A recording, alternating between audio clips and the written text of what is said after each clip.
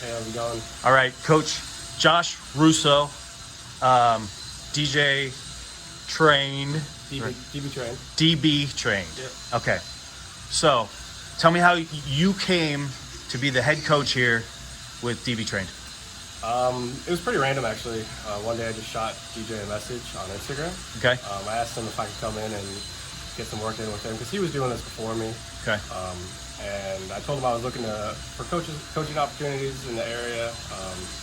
He invited me in here at Immortal. I came in one practice and he was like, "It's all you." And then that was it.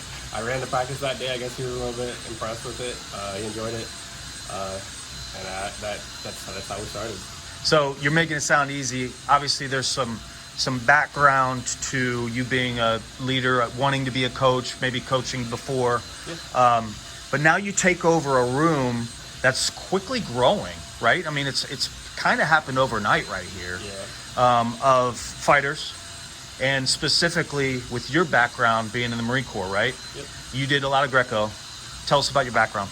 Yeah. So I did Greco-Roman for the Marine Corps for about 4 to 5 years almost. Okay. Did a lot of overseas tournaments, did a lot of international tournaments, did a lot of national tournaments, things like that. Armed Forces championships. A lot of training at the senior level. A lot of competing at the senior level for Greco. How does that translate? I mean, talk to me like I'm an idiot, because I am. How does that translate into the fight world? Honestly, I think that Greco-Roman is such a profound style to know about wrestling when it comes to MMA. There's a lot of like Muay Thai and clinch work and standing up and throwing underhooks and things like that. And with Greco-Roman, you have a million different takedowns, different techniques you can use in the upright position, you know, because we're fighting here, right? We're standing up, we're not wrestling down here. Sure, freestyle has its advantages. There's double leg, single leg, everybody knows that. That's like the wheelhouse of wrestling, but there's a lot of advanced techniques that come from the upright position that you can learn by learning Greco-Roman. And you're out here teaching that. So tell me a little bit more specifically about how often you guys meet, how often are you guys practicing, what different strengths are you working on so that you can get in the cage and have a fight? Yeah, sure. Definitely working on underhooks and overhooks, right? So a lot of the techniques that we're starting with is over-unders or double unders, and just being comfortable there, keeping our hips in, our weight in, our elbows in, using our head to move and pressure guys, because a lot of that is where these guys have found themselves, right? Watching tapes with them and stuff.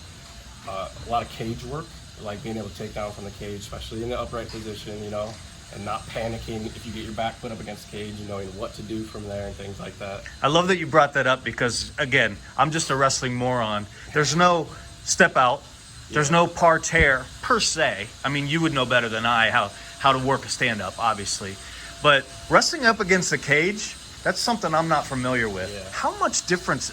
Is it a small translation? Is it a lot of work? Is it creating, new habits, getting rid of old habits? How does that work for a fighter? Honestly, when I am put up against the cage, like I've trained a little bit. I'm not a fighter myself, right? So I'm not a pro fighter. I have never taken an MMA fight. But when I do know Greco, right? So when I'm in there and I'm working, it feels comfortable to me, right? Like I'm okay on the cage, I'm okay pushing somebody in the cage. So I'm able to teach from there because I'm comfortable, and it's not very different. Like if I'm a Greco wrestler, it's gonna translate very well for me. So I'm trying to teach that and instill that into these guys so that they can learn this stuff and use it to the best of their abilities. Okay, I've asked a couple of the other guys, and I asked DJ Bruce. My angle is trying to garner interest in the club and what you're doing. Sure. But I got caught up in somebody's sitting at home on the couch and they might want to do this. What do they do? And he says, "I don't want you," right? I mean, it's either all in or all out. But there are people out there in Central Ohio and the surrounding areas that want to fight. Mm. How do they get connected to you? And what's your advice to them on the next step? Honestly, we do a lot of social media promotion. So following DB Train, shoot DJ a message on there. I'm also on that page. It's on Instagram, it's on Facebook, it's on LinkedIn. If you want to come and wrestle with us and learn some techniques like that, just reach out and we'll get back to you. Or just come in on one of our practices. You can drop in at any time. Just make sure you have a USA Wrestling waiver signed. And we run practices. We run practice on Wednesdays, Wednesday mornings 8:45, and Sundays 11:45. So starting with the wrestling, you're going to start on the mat. You're going to see if you can make it to move into the next step, right? That's basically it, right? Because there's a wrestler out there today that, you know what? He says, I want to do this. Coach says, come on in. We're going to give you a shot. Yeah. And if it goes from there, it goes from there. Yeah, I mean, that's true. There's a lot of, if you have a wrestling background, you know, you'll have a lot of that discipline instilled in you already, right? You're not going to make it, and I don't have like a very high bar, right? DJ, he's the one who takes care of that stuff. But I'm just here to teach, and I'm going to teach you the best of my abilities, right? If we need to start at the beginning, we can do that. If I need to improve on what you already know, we can do that. Whatever you need, I'm here to help you. All right. I appreciate your time. What am I missing? What else you got for everybody out there?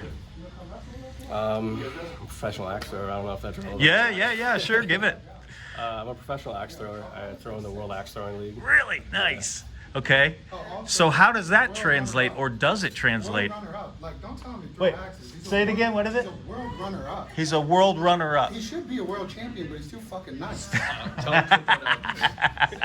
Don't put that out there. Tell him how good you are. Tell him how. Tell us how good you are. I've been a professional axe thrower for 4 years. And I took second at the World Championships in 2021. So that was cool.